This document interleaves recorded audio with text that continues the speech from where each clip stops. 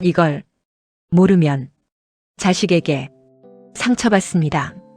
저는 그걸 몰랐습니다. 정말 몰랐습니다.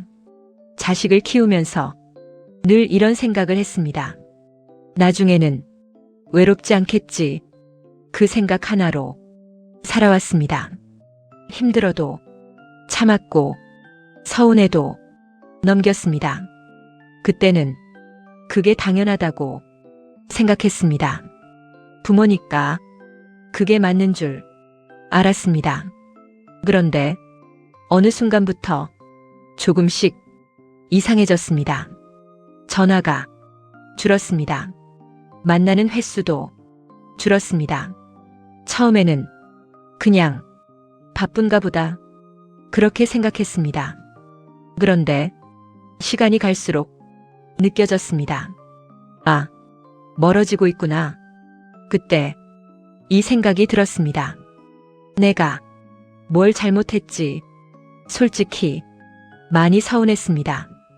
정말 많이 서운했습니다.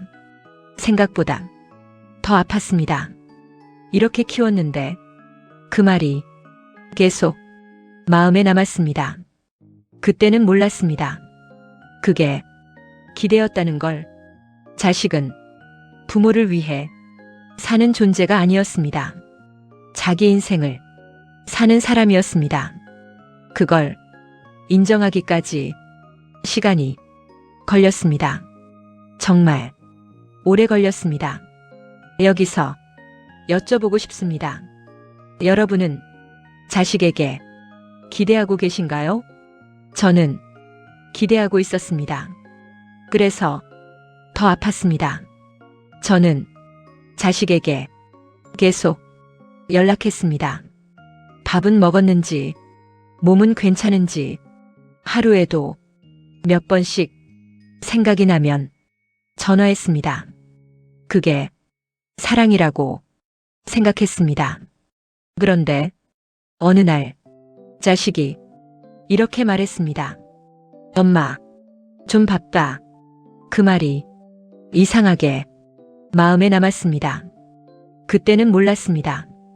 왜 그 말이 그렇게 서운했는지, 왜 그게 아팠는지. 이제 와서 보니 저는 자식을 붙잡고 있었습니다. 제 주변에도 비슷한 분이 있습니다.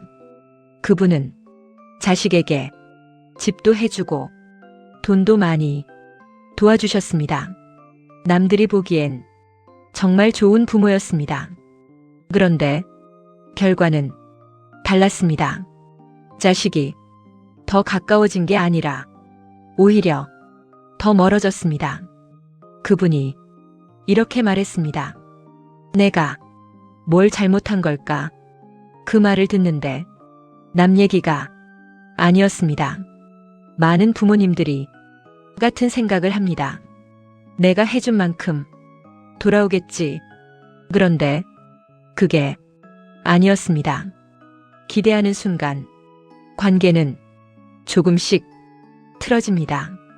그리고 그걸 우리는 늦게 알게 됩니다. 돌아보니 늦었습니다. 정말 늦었습니다.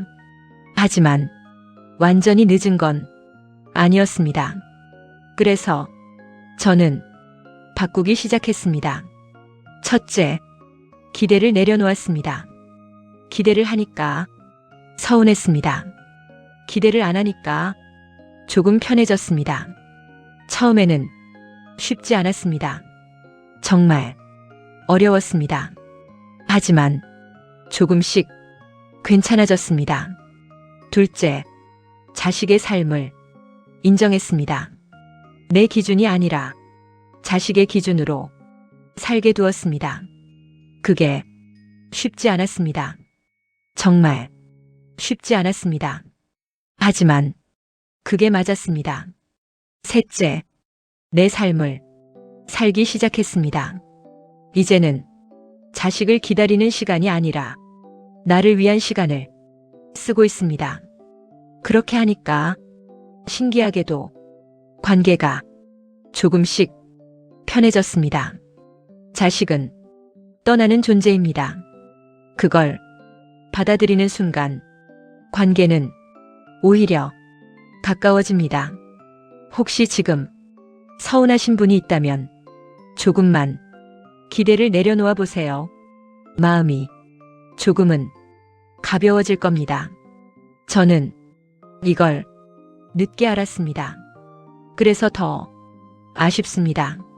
하지만 지금이 가장 빠른 때입니다.